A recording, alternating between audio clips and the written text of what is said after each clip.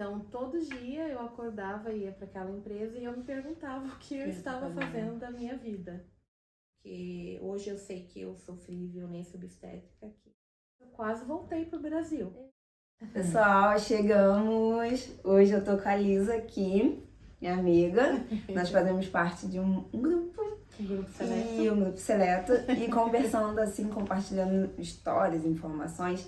Ela falou um pouquinho da vida dela e ela falou que é tímida pra gravar.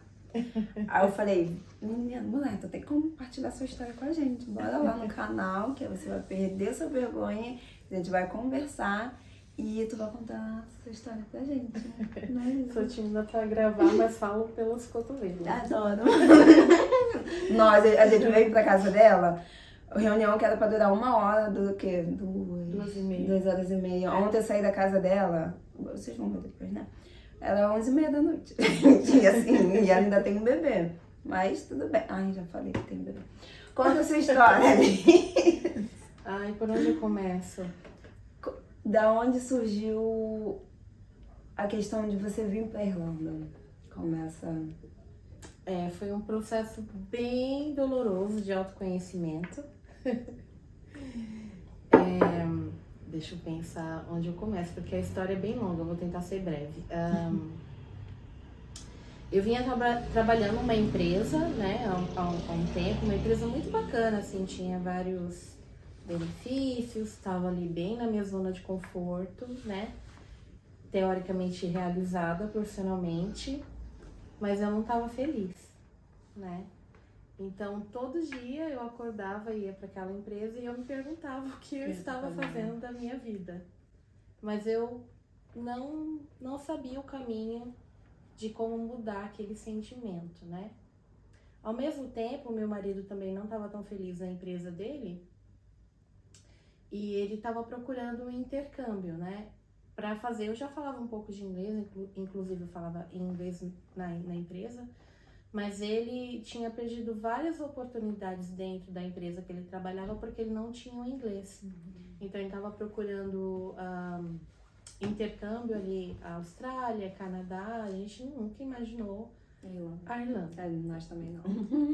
E aí, o que aconteceu? Como eu estava muito infeliz, eu vinha num processo de muito estresse na empresa, assim, muito estresse, eu passava muito estresse. E um belo dia eu tive um piripaque. Eita. E eu caí dura lá na empresa. Sério? E eu senti um lado todo meu paralisando. Que isso? E você é novinha? Novinha, naquela época eu tinha 32, E eu senti um lado meu paralisando, me levaram, né, pro pronto-socorro e tal. E quando eu cheguei lá, fiz uma bateria de exames e não deu nada, né? E aí, como meu pai é cardíaco, tem histórico, né, na família, o médico me orientou a investigar melhor o que estava acontecendo. E aí eu fiz uma série de exames lá e não deu nada, né? Quando eu fui entregar meu exame pro cardiologista, ele me deu uma daquelas comidas, assim, sabe? Bem... Olha o que você está fazendo com a sua vida, vai morrer, tipo assim. Exatamente. Você quer chegar até os 40? Eu falei, eu gostaria. Ele, eu não sei, né?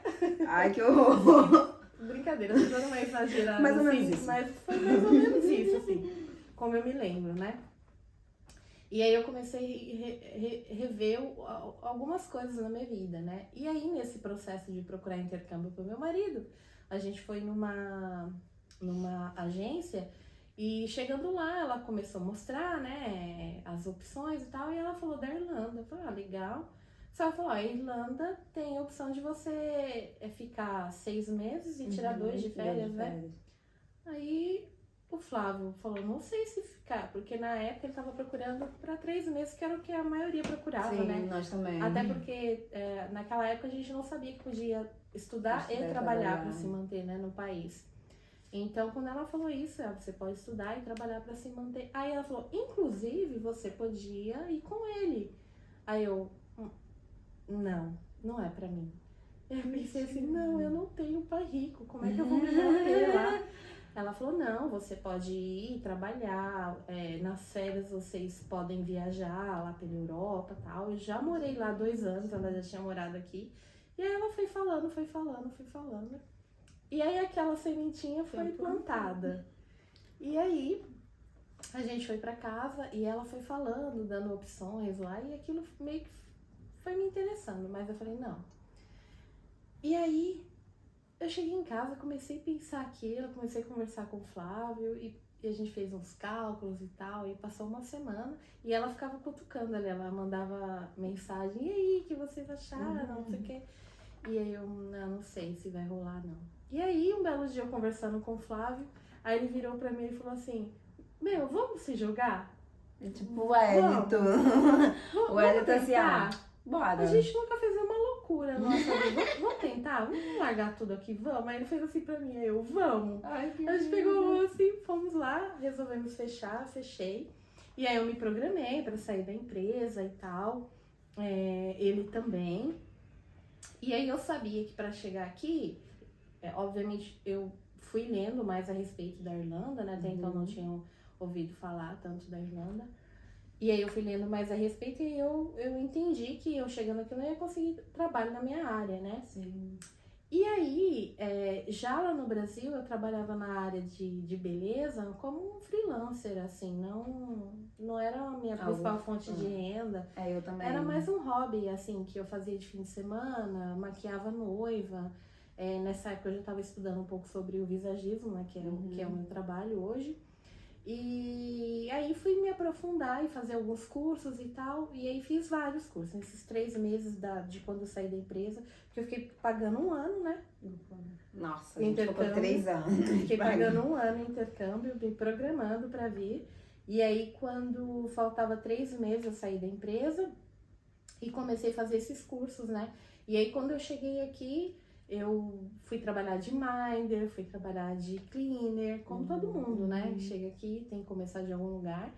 E aí, acho que depois de 1 mês, 2 meses mais ou menos, eu consegui um trabalho num salão. Só que antes disso, eu quase voltei pro Brasil. Eita. Porque com 2 semanas que eu tava aqui, eu tinha acabado de sair da acomodação temporária e tinha conseguido uma casa. E aí a gente se mudou. E na semana que a gente chegou, meu marido começou como se fosse uma gripe. E aquilo foi evoluindo e a gente descobriu que era uma pneumonia. Mentira, mas ele desenvolveu aqui ou ele pegou aqui? Ou vocês não sabem? Na verdade, o que aconteceu foi assim, ele chegou, como todo mundo, a gente chegou aqui tão excited, né? E aí ele tinha tomado banho, a gente morava ali no centro. E aí ele tinha tomado banho e aí ele saiu pra mostrar a neve caindo pra família. E aí, o choque térmico. Meu Deus. E aí ele começou a parecer uma gripe, e aquilo foi piorando. E aí eu não vou entrar muito no lado tão sombrio dessa história, porque ele quase morreu real aqui, com 2 semanas. E outra coisa, tá, gente? Só dando uma pausa aqui. As pessoas têm a ilusão de achar que no Brasil é o lixo do mundo, até em relação à saúde. Exato. A Lisa vai contar a experiência dela aqui, que ela teve uma experiência um pouco mais detalhada, que ela vai poder contar. Mas o sistema de saúde aqui não é bom e a maioria dos sistemas de saúde da Europa não são bons. Então, assim, valorize o que vocês têm no Brasil. Porque se você tiver dinheiro particular, dificilmente você morre. Aqui, nem com dinheiro. Aqui é complicado. E aí ele passou mal, a gente tinha um seguro, né? Eu liguei pro seguro. E aí eu consegui vir no pronto-socorro e a gente ficou ali sentado esperando atendimento por 14 horas. Nossa. Né? E aí, só um dia inteiro. Quando ele recebeu o atendimento, disseram que era uma virose e pra ele tomar paracetamol. E aí ele foi pra casa. Eu tô rindo de desespero. A história fica mais sombria ainda. Ele foi pra casa e a gente chegando em casa foi piorando e tomava o remédio que o médico receitou e não melhorava. Ele abaixava a febre, mas a febre voltava. E aí meu marido começou a achar estranho. Ele falou, olha, não é uma virose, não é uma gripe, eu estou com pneumonia porque eu não consigo respirar. E aí eu lembro que ele dormia sentado, porque de fato ele não conseguia respirar, deitado. E aí, por tanto tomar paracetamol, ele desenvolveu hepatite. Não acredito. Então, ele foi piorando, então ele tomava água, nada parava no estômago dele, né? Além da febre, da tosse, de tudo. Quando ele tomava água, até a água ele vomitava. E nada melhorava. E aí, eu liguei de novo pro convênio não pro seguro. E aí eu falei, olha, tá acontecendo tal coisa, eu quero um atendimento emergencial. A gente foi na emergência, não funcionou. E agora eu quero passar com alguém que resolva o que ele, descubra o que ele tem e resolva o que ele tem. E aí indicaram a gente uma clínica, só que a gente só podia ir durante o dia, porque não ficava aberta, né? Aí a gente foi no dia seguinte e aí a médica detectou que ele tava com hepatite, com fígado inchado e também com a pneumonia. E aí ela passou a bombinha, né, pra ajudar ele a respirar. E aí ela falou, você vai ter que voltar pro hospital, porque ela não podia fazer muita coisa lá. E aí eu não queria voltar, eu falei, eu fui nesse hospital, a gente ficou 14 horas lá, eles não detectaram o que ele tem, porque assim, no meu ponto de vista, eu não sou médica, não sou especialista, né, nem sou da área, mas no meu ponto de vista, olhando pra ele, dava pra ver que ele tava com alguma deficiência respiratória, né? Não era só uma gripezinha. Não era só uma gripe, então, assim, no meu ponto de vista, era algo que podia ter sido diagnosticado no início, e não foi. Então, ela mandou a gente de volta pro hospital, a gente foi, meio a contragosto, e aí chegou lá com a carta da médica, o atendimento foi rápido e foi diferente. E aí fizeram uma série de exames e detectaram mesmo que era hepatite e tal. E o que eu achei estranho, porque eu tinha reclamado do hospital pra médica, né? E aí quando a gente tava lá, fizeram os exames, o médico veio e sentou a gente lá como se fosse num depósito, assim, do hospital e começou a fazer umas perguntas. Mas na verdade ele queria saber sobre a hepatite, porque eu acho que não é comum aqui. Então ele queria saber aonde a gente tinha passado, se a gente tinha feito conexão em algum país, que país que foi, por quanto tempo a gente... Ele começou a fazer várias perguntas e aí eu falei, olha, esse tipo de vacina a gente toma, tá no nosso calendário de vacina, a gente toma e tal. E aí ele começou a pesquisar e tal, e aí falou, olha, a gente vai pedir pra vocês voltarem daqui uma semana e refazer os exames. E aí a gente foi pra casa, o Flávio tomou a medicação que a médica tinha receitado pra ele. E ele foi melhorando, dali uma semana foi tomando antibiótico e foi melhorando. E aí ele voltou pro hospital e fez os exames e aí tinha sumido a pneumonia, tava melhorando, e a hepatite também. O que é incomum pra quem tem hepatite. Eles não souberam explicar o que aconteceu. E não sabiam nem o que era hepatite. Até aquele momento eles não sabiam muita coisa. E aí passou o tempo, o Flávio melhorou, conseguiu emprego, eu consegui emprego no salão. Passaram os meses e aí a gente mudou de casa. Quando a gente mudou de casa, eu fui morar com um rapaz que estava fazendo intercâmbio aqui e ele trabalhava em hospital. Ele é enfermeiro de profissão e ele trabalhou 25 anos num hospital público no Rio. Uau! Então, quando eu contei a história pra ele do que aconteceu com o Flávio, aí ele falou, sabe o que ele teve? Hepatite medicamentosa, que chama. O excesso do paracetamol, que ninguém sabe, porque aqui a gente não toma dipirona, né? É proibida, é uma substância proibida aqui. Então... Também tá com paracetamol e tudo. A gente toma muito paracetamol. E como ele foi tomando uma carga muito alta de paracetamol pra baixar a febre voltava, ele tomava de novo, aquilo foi... ele poderia ter morrido, literalmente. E aí, nesse dia que ele tava quase convulsionando de febre, que eu tava assim, a gente não dormiu essa noite, né? É também uma parte triste da minha história. Aí ele não foi pra escola porque tava nevando, quando a gente chegou tava bem frio e tal. 2018? 2018 não tava aquela neve alta, mas nevou, né, nessa época. E aí a gente não foi pra escola e aí quando eu acordei, ele tava sentado, ele dormiu sentado, né, porque eu não conseguia deitar. E aí ele viu lá no Face que eu tinha perdido uma pessoa da minha família. Então foi assim, o primeiro mês foi de repente, foi uma prima muito querida que eu amava muito. E foi de repente também. Eu nem vou entrar nesse detalhe, é uma história bem longa e bem triste, mas são coisas que a gente, quando vem pro intercâmbio, a gente tá sujeito. E a gente tem que estar preparado pro ônus e pro bônus, né? E a perda sempre... E a perda sempre difícil. E eu não tinha como voltar, tinha acabado de chegar, não pude estar com a minha família nesse momento. Né? Ao longo desse tempo que eu estou aqui, perdi algumas pessoas da minha família, inclusive agora no Covid. E esse é o ônus de estar aqui. As pessoas acham que é muito glamour, é muito bom você ter contato com outra cultura, Uma qualidade de vida às ter vezes melhor. mais qualidade de vida, ter oportunidades que de Segurança repente... pra mim, que vim do Rio de Janeiro, primordial segurança. Exato, segurança. E ter oportunidades que talvez, dependendo de onde seja a sua origem, você não conseguiria ter no Brasil, né? Eu venho de uma família de origem muito simples, então algumas coisas que a gente tem acesso aqui eu não teria estando no Brasil, né? Também, com certeza, eu sempre compartilho isso pra vocês lá no Instagram. Principalmente trabalhando na área beleza, que a gente, né? Beleza, limpeza, você trabalhou com cleaner também, eu também trabalho com cleaner. Aonde que uma faxineira, entre aspas, tá, gente? No Brasil vai conseguir viajar, vai conseguir comer, vai conseguir comprar as suas coisinhas direitinho. É muito difícil. E aqui o nível de acessibilidade, ele é tão... Ao mesmo tempo que ele é muito grande, ele é tão...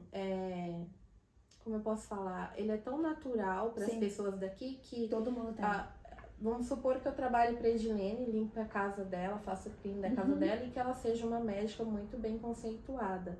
A gente pode frequentar o mesmo pub, o mesmo restaurante, lugar, ter o mesmo celular, comprar as mesmas roupas. O mesmo carro fica um pouco difícil, mas assim, é uma profissão, né? Aqui não existe subemprego, né? Eu vejo muito, principalmente na nossa língua, as pessoas usando essa palavra subemprego. E pra mim não existe subemprego, existe emprego, né? Então, eu acho que até o conceito de algumas coisas a gente começa a mudar quando chega aqui, né? Graças a Deus a gente vai evoluindo como pessoa, né? Diante da dificuldade que a gente tem aqui, aprende muito. Eu evolui demais como pessoa, tive meus altos e baixos aqui, meus momentos, né? E, enfim... Passei por várias dificuldades também e agora eu tô colhendo o fruto das coisas que eu plantei lá atrás, né? Que ela fez todo o processo, gente. Ela fez o inglês, depois ela foi pra faculdade. Fiz 2 anos de inglês, fiz faculdade, me formei em janeiro agora, em contabilidade, eu e meu marido. E conta um pouquinho, antes de você falar, me formou e tudo mais. Conta um pouquinho como foi esse processo da escolha da faculdade, como vocês escolheram. Porque assim, ela veio casada, eu quis trazer também aqui uma história real de uma pessoa que veio casada. E tem um bebezinho agora, então ela teve um filho aqui na Irlanda, ela também vai falar um pouquinho desse processo. Mas aqui na Irlanda, o ponto ruim, né, Elisa, é que quando você vem como casal, você não tem muitas opções. Ou os dois fazem faculdade, ou um dos dois consegue um trabalho na área que permita que o outro fique vinculado ao STEM, né? Isso. Não é igual, por exemplo, o Canadá, que você pode estudar e o seu cônjuge vai junto. Então, os dois tiveram que fazer faculdade. Visto é pro casal, né, no Canadá. No Canadá, não. Aqui cada um tem o seu processo, cada um tem seu visto. Quando a gente veio, eu lembro que na despedida lá da família, né, as pessoas iam e falavam assim pra mim: e aí, quando vocês vão voltar? E quando eu decidi vir pra cá, eu vim com isso muito nítido pra mim, que eu ia aproveitar todas as oportunidades até onde eu conseguisse, né? E eu lembro que eles me perguntavam isso, eu falava assim: a gente vai ficar 8 meses e aí depois a gente decide. E aí meu marido é aquariano, né? Então ele é o do contra. Então ele falava assim: não, a gente vai ficar 6 meses, que ele não contava nem a sério. A gente vai ficar 6 meses e a gente volta. Aí eu virava pra pessoa e falava assim: daqui 6 meses a gente conversa. Porque pra mim, eu sentia que ia voltar. Meu marido tava muito certo de que ele ia voltar. Tanto que ele deixou muitas pendências em aberto lá, sabe? Eu não, fechei conta de banco, resolvi minha vida e falei, eu vou. E me joguei, assim, de alma mesmo. Porque eu sentia que era uma oportunidade de eu mudar alguma coisa. A gente sente, né? E eu sentia ainda mais depois do que você passou, né? E eu sentia que era uma oportunidade que eu ia ter... algo que eu era um sonho meu fazer intercâmbio desde muito novinha e a oportunidade não aconteceu, né? As condições também, e tudo eu tinha que fazer, eu não tinha como ter auxílio dos meus pais nessa situação, nesse quesito. Quando a gente vem de família baixa renda, que essa é a verdade, não tem como, assim, meu pai também, meus pais não tinham como nos ajudar financeiramente. que eles poderiam ajudar em incentivo, apoio. Nós fizemos pizza e bolo para vender, então assim, foi assim que a minha sogra ajudava, fazendo pra gente poder vender. Mas financeiramente não tinha de onde que ia tirar uns 50, 30 mil assim pra viajar. Naquela época, eu acho que o euro tava 4 pra 1, uma coisa assim. Eu me lembro de algo assim. E eu tinha um sentimento que eu ia vir e que eu não ia ficar, não sabia explicar, mas que eu não ia ficar só 6 meses, né? E o que de fato não aconteceu. Então a gente foi renovando, a gente fez aí todas as renovações e cada renovação era uma adrenalina, porque era uma adrenalina para conseguir o dinheiro. Trabalha, junta dinheiro, paga, renova, trabalha. Nossa. Exatamente. E era uma adrenalina para convencer meu marido a renovar mais uma vez. Porque ele queria ir embora desde o dia. O teu marido era eu. O frio aqui. Na época que ele começou a trabalhar, ele trabalhava de moto, entregando comida. O Wellington trabalhava de bike, entregando comida. Então ele aguentava aí neve, frio, vento, chuva, tudo que você imaginar em cima da... Cansei de ver ele chegando lá no prédio que a gente trabalhava, coberto de neve, aquela neve que cai... grossinha. Que cai rápido, assim, deslancha, né? Ela não fica alta, igual em outros países, por exemplo. Então, cansei de ver ele chegando assim. Então, eu até entendo da parte dele que ele queria voltar pro calor, voltar pro Brasil, voltar pra família, pro aconchego da família. E aí foi passando o tempo e aí acabou todas as renovações de curso de inglês. E aí eu falei, e agora? O que a gente vai fazer? E foi nessa época que eu fui pro Brasil, porque até hoje, nesses 5 anos, eu tô aqui há 5 anos, a gente só foi uma vez pro Brasil. Uau. Né? Nós não fomos ainda, mas a gente tá metade do tempo, então tá dando mais ou menos aí, no mesmo. Com 2 anos a gente foi, mais ou menos, que foi esse período. E aí lá no Brasil, eu acho que meio que a gente decidiu que a gente ia voltar, mas ainda tinha que acabar o curso, né? A gente tava aí de férias, mas a gente ainda tinha a opção de ficar mais um tempo aqui e depois voltar. E aí eu acho que eu comecei a amadurecer a ideia na cabeça dele da faculdade aqui, mas eu acho que isso se concretizou lá no Brasil, né? Quando vocês voltaram. Quando a gente voltou, E aí a gente veio, juntou dinheiro de novo. E aqui, diferente do Brasil, você não paga a faculdade mensalmente. Gente, anual. Aqui é anual e assim, você chega e paga o ano inteiro. De uma vez só.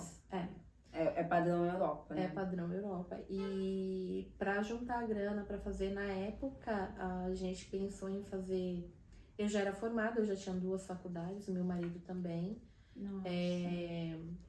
Mas a gente pensou... meu marido tinha uma concluída e outra não, né? Na verdade, ele não tinha se formado nas 2, eu sim.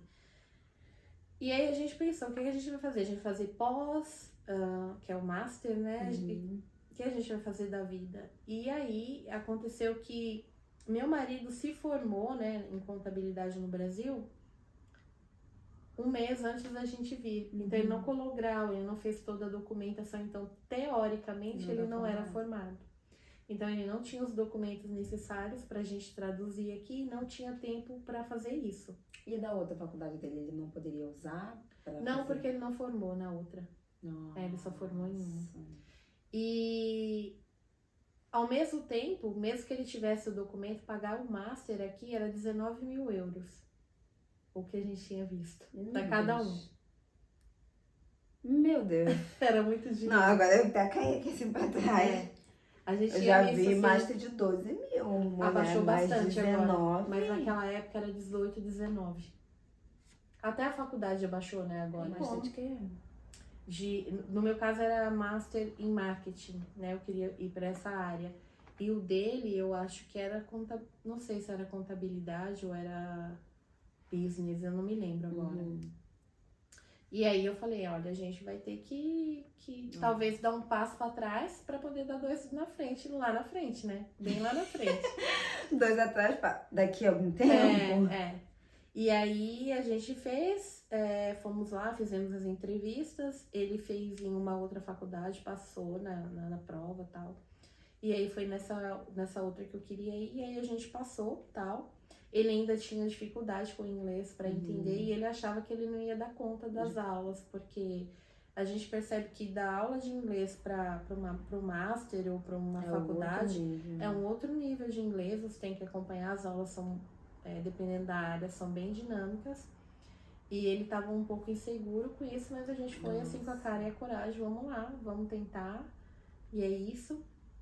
E aí a gente passou lá e começamos a faculdade. E aí, com um ano que a gente estava na faculdade, começou. Então, o que era uma faculdade presencial começou a ser online, porque fechou tudo, a gente ficou semanas trancados aqui, trancados em casa e tal. E aí, nesse período, além da faculdade, eu engravidei. Quando eu falo que Deus tem o plan, certo? Exatamente. E aí eu engravidei. Eu queria engravidar, mas não estava nos meus planos para aquele momento, talvez. Mas hoje eu entendo os planos de Deus. Sou uma pessoa que acredito muito nisso. Então hoje eu entendo os planos de Deus, assim, e como as coisas aconteceram. E Deus é perfeito, né? E aí tive meu bebê. Só que eu tive meu bebê em setembro. E eu me formei em janeiro. Então, assim que meu bebê nasceu, com um mês, começaram as provas finais para me formar na faculdade. Isso em 2020. Para esse ano, né? 2020, ano passado. E aí começou a loucura. Eu com o bebê, eu no processo do puerpério, eu no processo da amamentação, que foi um desafio imenso para mim. Fora que meu parto foi bem difícil. Né? Se quiser falar um pouquinho, pode falar. Eu quase morri no parto. Tive um processo bem complicado aqui. Eu demorei um tempo para conseguir falar sobre isso, né? Porque hoje eu sei que eu sofri violência obstétrica aqui. E... Se você não sentir à vontade, não. Não, eu tô tranquila agora. Acho que eu já trabalhei essa parte em mim, mas no começo eu não conseguia falar, né? Meu parto durou 2 dias, né? Meu Deus. Eu fiquei em 48 horas em trabalho de parto. Meu Deus. E meu bebê era grande, não passava. E eles aqui tentam até o último momento para que o bebê nasça. Até a mãe morrer, né? Porque... por vias naturais. E como o Lorenzo era grande, e eu não sou tão grande, né? Eu não sou mignon, mas eu sou... E aí... Ele não passava, eles tentaram lá com os equipamentos, instrumentos, puxar ele não desceu. E aí eu fui pra cesárea de emergência, só que aí eu tive uma hemorragia. O processo que eles fizeram para puxar o bebê também teve algumas lacerações embaixo, então eu levei, né? Ponto lá e na barriga. Então foi um processo bem traumático para mim, sem a minha família. Depois de todo esse processo, 48 horas passando mal, que eles decidiram te levar para cesárea. E aqueles são bem assim, muito claros com você, né? Então teve um momento lá que estava bem crítica a situação. E aí a médica veio e falou pra mim, eu não vou entrar muito em detalhe porque aconteceu várias coisas, né? Mas assim, o ponto alto foi, ela falou, olha, a gente tem uma situação, ela tá com hemorragia aqui, e ou a gente tira o bebê, e aí vai ter que fazer a episiotomia. Pra quem não sabe, a episiotomia é quando corta a mulher pra arrancar o bebê com o forceps, que é um aparelho. Eles põem um aparelho dentro da mãe e puxam o bebê, como se fosse não sei se é um alicate, é um aparelho e puxa o bebê. Vocês pesquisam. E eu tenho uma situação de família que minha mãe teve um parto assim, o meu parto foi assim, e o parto da minha irmã também, e a minha irmã quase morreu, né? Então, a minha mãe ficou, acho que 1 ou 2 dias em coma, ficou no hospital, e a minha irmã também ficou depois que minha mãe voltou em casa. Então, eu nunca tinha parado para pensar que isso me afetaria, né? Eu sabia da história da minha mãe, mas eu nunca tinha parado para pensar que isso me afetaria na minha gestação. Mas no momento que eu tava lá, eu senti medo. Eu lembrei da história da minha mãe e eu senti muito medo. E eu já tinha colocado isso no meu plano de parto e eu falei pra médica, né? Então ela falou, a situação é essa, ou a gente arranca o bebê e corre o risco, a mãe corre o risco, porque ela já tá tendo uma hemorragia, ou a gente vai pra cesárea, só que como o bebê já tá baixo, a gente corre o risco de cortar o rosto ou a cabeça do bebê a hora que fizer A abertura, né? cortar a mãe, né? Pra poder Então eu olhei pro meu marido e eu entrei em desespero e a gente fala só em inglês com eles, né? E aí eu comecei a chorar e fiquei desesperada e falei, não sei o que eu vou fazer, não sei o que eu faço, não sei o que eu respondo. E meu marido lá naquela situação comigo de Covid, a minha doula não pôde ir porque não podia entrar ninguém, né, no hospital na época do Covid. E assim, eu acho que foi Deus, assim, eles chamaram uma outra médica e veio essa médica e eu contei pra ela a história da minha mãe, né, chorando, nervosa, ela viu que eu tava nervosa e aí ela falou, a gente vai fazer a cesárea. E aí meu marido virou pra ela e falou, você acabou de falar que se fizer cesárea você vai cortar o meu filho, o rosto do meu filho. Aí ela falou, a melhor opção, eu não posso ignorar o que aconteceu com a mãe dela. E aí... O risco de perder a vida é maior do que o corte, né? E aí, daí pro Lorenzo nascer foi, assim, acho que meia hora. Rapidinho eles arrumaram tudo, levaram o Flávio. E aí, quando eu vi, eu tava dentro de uma sala lá, cirúrgica. E o Flávio disse que não. Mas, assim, hoje eu olhando pelo lado espiritual, eu imagino que eu não tava sozinha naquela sala. Porque... Eu nitidamente lembro de ter visto por volta de 20 pessoas dentro de uma sala. Aqui. E o Flávio falou, a sala não tinha espaço para tudo isso de médico, né? Ele falou, não tinha tudo isso de médico. Porque ele tava lá, né? Ele entrou só para receber o Lorenzo. Então eu sei que foi Deus que me guardou lá, porque eu poderia ter ido. Não fui. Até eu tô... Não fui, toda arrepiada. Não fui, graças a Deus. E o Lorenzo nasceu perfeitinho. Ele é lindo, depois que quiser, pode botar botar uma fotinha dele. Tá? Ele é lindo, tá com 8 meses agora, um bebê super saudável. Não aconteceu nada com ele, não aconteceu nada comigo, fora a hemorragia, mas eles conseguiram controlar. E quando ele saiu, eu tava assim, tão na adrenalina que eu imaginei que aquele barulho, aquele choro, foi muito surreal isso.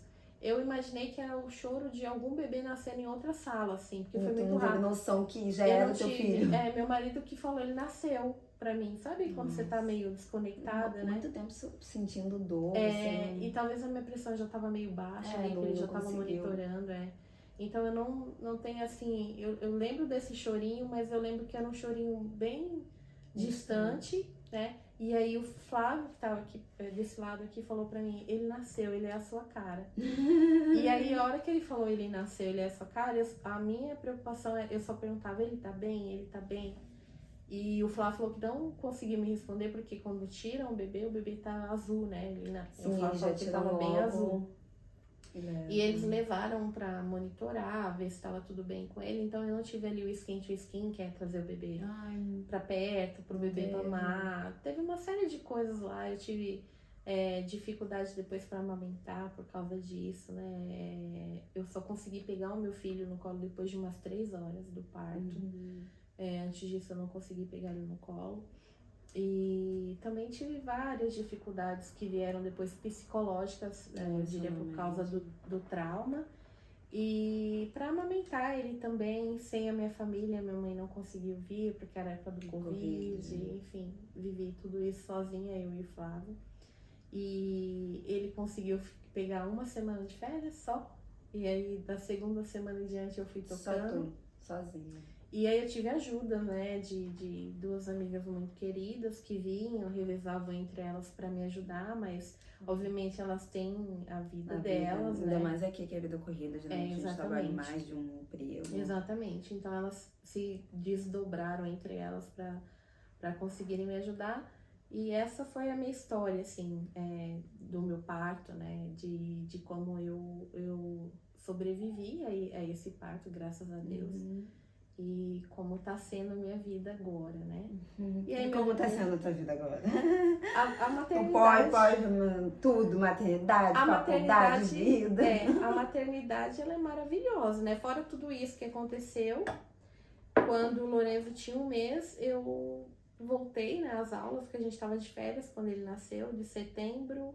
Até janeiro, né? Porque, não, na verdade, o ano letivo começa em setembro aqui. Ah, é verdade. Mas estendeu um pouquinho as férias, então ele nasceu em setembro, mas em outubro que começaram as minhas aulas. Então começaram as aulas em outubro, de Até outubro dezembro. até dezembro eu fiquei estudando e amamentando e cuidando do meu filho e tudo. Uhum. E quando foi em janeiro que eu tive as provas finais, e aí veio o desafio, porque aí ele tava naquele período de 3 meses, né, com cólica, chorava, eu não conseguia estudar. Eu postei vários vídeos, eu não sei se na época, acho que a gente não se conhecia na época, Não. mas eu postava eu estudando, embalando ele, estudando pra prova.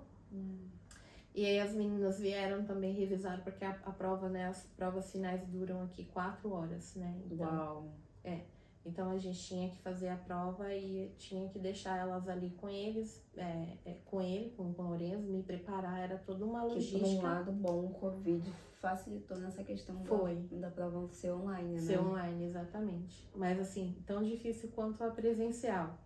E aí a gente fez, passamos, graças a Deus. Eu nunca imaginei que isso ia acontecer, mas ainda passei com honors. Né, que é um grau de que aqui tem os graus, né, os graus, não sei como fala, de nível lá, enfim. E fiquei muito feliz, me senti muito grata a Deus, né, por toda a dificuldade que eu tinha passado, ainda ter terminado a faculdade, assim, fiquei muito feliz. E aí acabou, depois dessa luta toda, né, agora a gente começou na saga aí para conseguir o visto de trabalho. É porque tem isso, né? Você faz... É todo um processo, gente, que a Irlanda é um parto, né? É em inglês, dependendo do nível que você vier, dependendo da área que você vier.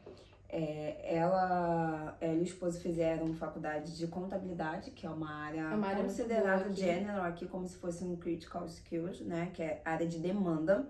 Então depende muito, se você quiser vir pra cá pra estudar inglês e depois de ingressar numa faculdade, vai depender da faculdade que você vai fazer. Exato. Qual o nível além de importância de demanda, para você conseguir um visto de trabalho ou não, para ficar aqui mais tempo após a faculdade. Que são nível 8, né? Nível 8. Porque tem faculdade que é nível 7, que dependendo, assim, é um pouco mais difícil para você conseguir o visto de trabalho com nível 7. Então tem que ser o nível 8 ou 9. 9 eu acho que já é o Master, né, se eu não me engano. 9 é o Master.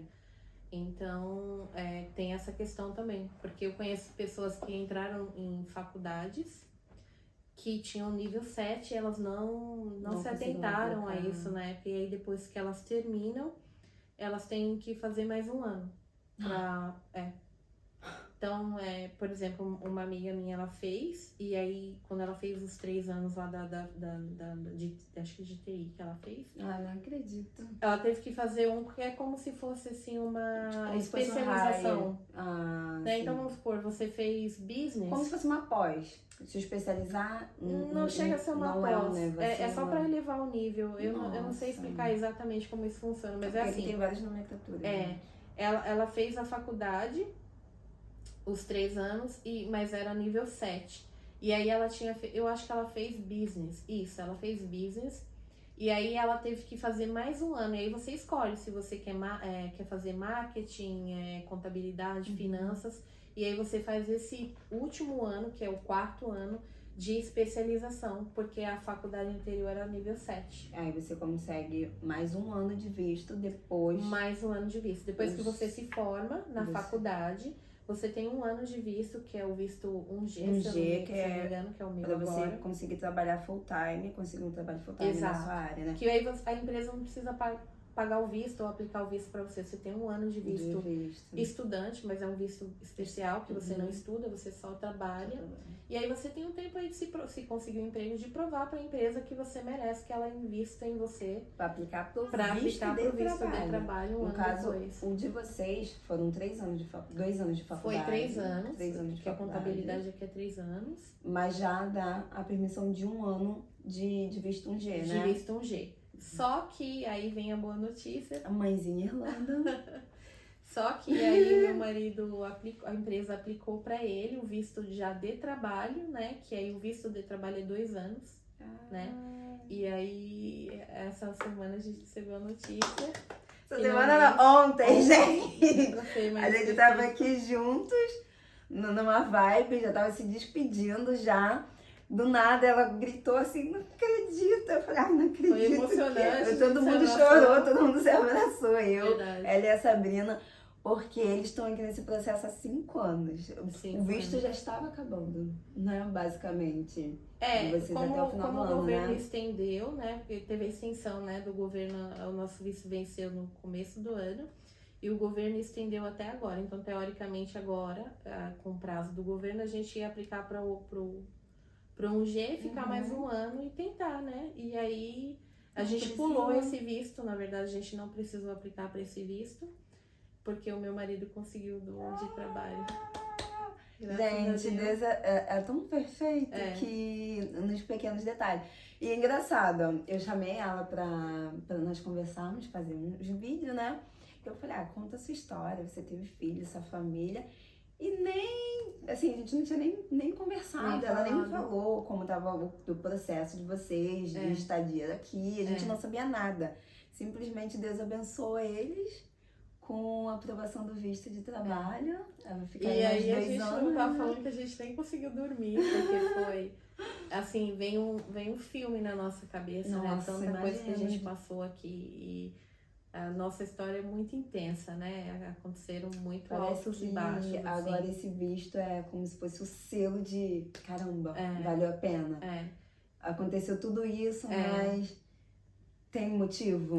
Exatamente. Então é um misto de ufa, de alívio com aí agora o que vem pela frente, já podemos fazer planos. Podemos viajar, ir pro Brasil, ver a família. Resolver a vida agora, levar o meu filho pro Brasil pra minha família conhecer. A minha família não conhece ainda o meu filho. E tô começando a empreender agora também. Gente, tô começando a empreender. Essa mulher trabalha com consultoria de imagem. Eu era maquiadora também, assim como eu fui. Comecei na maquiagem, né? Eu acho que todo mundo da área da beleza começou sobrancelha e maquiagem, né? Eu comecei aí com a sobrancelha e com a maquiagem na área do visagismo, mas ele sempre me despertou muita curiosidade para entender a individualidade das pessoas, de cada ser humano. Isso sempre me fascinou, porque eu sempre ficava olhando e falava, por que fulano é considerado bonito e outro fulano não é? E tem toda uma história por trás, um padrãozinho, né? Tem uma arquitetura. Eu estudei, mas eu posso falar que eu estudei por cima, por alto, né? Até porque na não fiquei maquiagem muito tempo. A gente tem um contato, diria assim, bem breve, primário. Só pra fazer a composição da maquiagem. Exatamente. E foi muito legal, porque na época eu comecei a ver que o que bombava na internet, aquelas maquiagens muito elaboradas, que é muito bonita, sim, assim. Mas não é você. E aí eu tentava fazer em mim e eu falava, meu Deus. Não dá certo. Eu tava treinando, né, pra maquiagem. Eu falava, meu Deus, por que eu não gosto disso? Eu também nunca consegui gostar. E aí eu ia fazer maquiagem nas minhas clientes, eu percebia que aquilo é o que bombava na internet na época, porque era criativo, era muito colorido, é bonito de se ver, é arte, né? Eu amo. Mas aí na vida real, quando eu ia maquiar uma noiva, quando eu ia maquiar uma formanda, enfim, eu percebia que elas queriam ser elas, né? Que elas queriam estar vestidas de si mesmas, né? E aí isso começou a me fascinar, eu comecei a estudar. E aí durante a pandemia, além de estar fazendo faculdade, eu comecei me enveredar nessa área e fazer especialização. Faculdade, visagismo. E aí foi que surgiu a questão da consultoria. Ela é consultora de imagem, tá? Porque a gente falou e não falou. Então ela trabalha com imagem. Vai lá seguir ela no Instagram, vou deixar o Instagram dela aqui. E a minha consultoria, assim, ela é bem focada para o desenvolvimento humano, porque todo esse processo que eu passei, ele mudou coisas aqui dentro também. Eu, com certeza, não sou mais aquela menina que deixou o Brasil com muitos sonhos e chegou aqui e viveu tudo isso, porque se você me perguntar como é que você viveu isso, eu não sei. Não sei. Só vive, né? A gente só vive. E as coisas acontecem e a gente vai evoluindo. Que nós amadurecemos em cada ano 10 anos. E o meu processo, né, é um processo contínuo, né? Eu digo que é um processo que nunca acaba. A gente está sempre descobrindo coisas novas ao nosso respeito. Mas o meu processo, ele demorou 10 anos, porque esse processo começou quando eu casei, né? Eu tenho 10 anos de casada agora. Esse processo de autoconhecimento, de tentar enxergar. Porque na época que eu comecei a fazer, eu nem contei isso, mas na época que eu comecei a fazer o curso de maquiagem, isso há 10 anos atrás, eu passei por um processo muito difícil na minha vida de depressão, né? E a maquiagem, ela me tirou não sei como posso chamar, dessa situação, bem, que foi uma das mais difíceis da minha vida, de depressão. Eu tinha acabado de casar e me sentia triste, teve um momento na minha vida que eu me lembro, né? Meu marido saiu para trabalhar e do jeito que ele me deixou na cama ali deitada, eu fiquei, e ele voltou, me encontrou na mesma situação. E aí a maquiagem, ela me resgatou, né? Então por isso que eu tenho muito carinho pelo meu começo, pelo meu processo. E o meu processo, ele demorou 10 anos, né? E hoje eu tento trazer todos os processos que eu vivi, né? Todas as ferramentas que eu aprendi e que me desenvolveram dentro de um processo da consultoria visagista, né? De 2 ou 3 meses, né? Então, tudo que hoje, por isso que eu falo que hoje eu entendo o processo de Deus, né? Tudo que Ele permitiu que eu vivesse, desenvolveu em mim uma vontade de ajudar outras mulheres, né? E nasceu em mim um propósito. E ela é empreendedora na Europa, com um propósito lindo que é ajudar o ser humano, desenvolver mulheres. O ser humano. E aí o meu processo, ele trabalha o visagismo, ele trabalha a imagem corporal, né, as linhas da mulher. Mas antes de tudo isso aí é o processo bem no final, assim. A gente é o mais fácil, né? É o mais fácil e é o que todo mundo vem procurando, mas quando a pessoa faz a consultoria, aí ela entende que isso aí é o último ponto, né?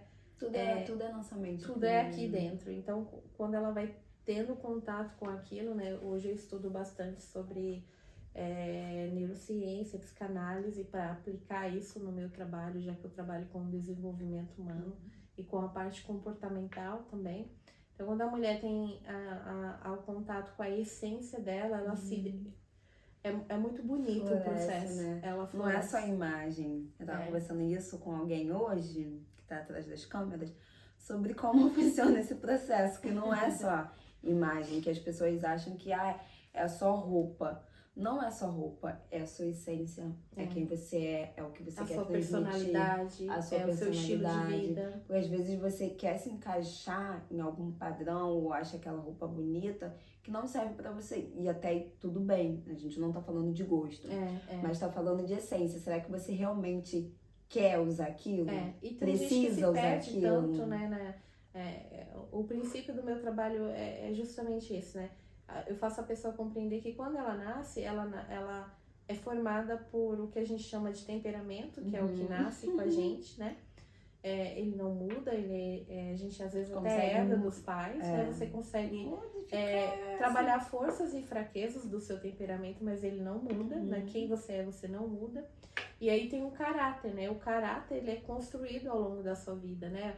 O ambiente que você cresceu, se foi um ambiente hostil, se foi um ambiente de paz, um ambiente agradável, a relação que você tinha com seus pais, com seus irmãos, com as pessoas mais próximas de você ali, primo, avós, enfim. Todos os valores que você recebeu, isso é uma construção, isso foi sendo construído. Nossa imagem. E tudo isso tem a ver com a imagem, porque às vezes você foi levado a acreditar que um cabelo cacheado te limita, te faz diferente e isso é ruim. Muito pelo contrário. Ou a cor da sua pele te limita e isso é ruim. Muito pelo contrário. São as individualidades que te faz... Nós somos feitos à imagem e semelhança do Criador. Ele é muito criativo. Único, por mais parecido que alguém seja, semelhante, a pessoa nunca vai ser igual. Não existe no mundo outro gênio. É igual? Não existe. Nem gêmeo é igual. Até a digital é diferente. Única. Então, o meu trabalho, o foco do meu trabalho é essa individualidade da essência do ser humano, que eu acho incrível e que foi aí que eu me despertei para empreender. Eu nunca imaginei, eu não tenho histórico de empreendedores na família. Uau. Eu tinha muito veio pra medo. cá pra fazer faculdade. Eu tinha muito medo de empreender e aí tô começando do zero, né? Tô começando Em breve do veremos meu o jeito. estúdio da Lisa. E aí Em vamos... Dublin. Uau, moça. Olha, mulher, já consigo imaginar. Um estúdio de consultoria sua de imagem aqui. Tá, eu Bom, aceito a conversa. nossa, Eu aceito. sério, eu tive uma visão agora. Já consigo ver Lisa empreendedora na Irlanda, consultora de imagem, ajudando várias almas aí. Tem Várias mundo pela mulheres a se Europa. conectarem com elas. E Ai, isso, trabalho né, lindo, história. gente, se vocês precisarem. Entre em contato com ela, eu vou deixar aqui o Instagram Segue dela. lá no Instagram, eu tô sempre postando vídeo. Agora eu tô mais Maravilhoso. firme no Sejam Instagram. pacientes, porque ela é mãe, tá? Então, assim, aquela rotina de criar conteúdo sempre é cansativo. É o teu trabalho, ela trabalha com maquiagem, ela ainda trabalha durante a semana, não, final de semana. Então fica um pouco difícil essa dinâmica, mas ela tá sempre lá. Se vocês precisarem, gente, contato com ela. E a Elisa, muito obrigada. Foi ótimo. Amei. Eu falei que eu falava muito. Não, ficou ótimo, excelente, muito obrigada. Eu sou tagarela, obrigada a você. Foi um prazer, um privilégio fazer parte daí da sua história, compartilhar a sua história. E foi uma honra ter sido convidada. E eu desejo toda a sorte pra você no seu canal. Amém. Que seja um sucesso, que você também, agora que descobriu seu propósito, né? Olha que lindo. Em breve vocês saberão. Continue alcançando pessoas que precisam, que sonham com seu intercâmbio, que sonham em sair da sua terra e sair do lado da sua família para ir atrás de um sonho. Eu digo isso, que tudo na vida tem um preço, né? E tá aqui é desafiante todos os dias, né? Eu digo que quem vê o glamour não vê o por trás das câmeras, Por isso né? que eu mostro por trás da câmera pra vocês não Instagram. Então, normalmente, quando a gente posta uma foto viajando na Torre Eiffel... Ainda mais ela, que as fotos dela são maravilhosas. Vocês vão ver, gente, eu já fico assim babando. Na Torre Eiffel, a pessoa fala, nossa, que glamour, que rica. Que rica. E, ao mesmo tempo, a gente vivendo um sonho, uma oportunidade que talvez a gente não teria lá no Brasil, mas a gente colhe os frutos disso, e é o ônus e o bônus, né?